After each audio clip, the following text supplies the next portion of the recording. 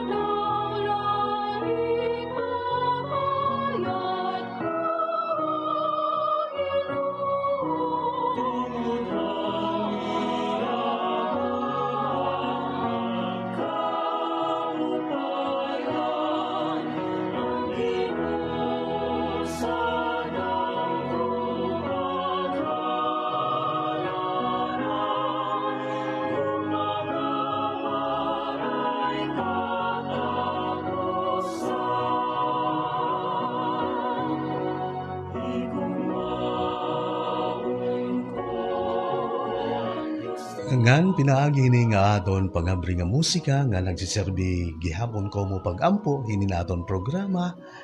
Anakon pagpasalamat ayo nga tanan labi na di nga nagpaka-access diretso aton social media. Live kita ha dinhi hanakon Facebook ka Hermes Sanchez ngan sugad man ha MSFM 105.3 MSFM hini na aton programa ha mga huringhan harupoy.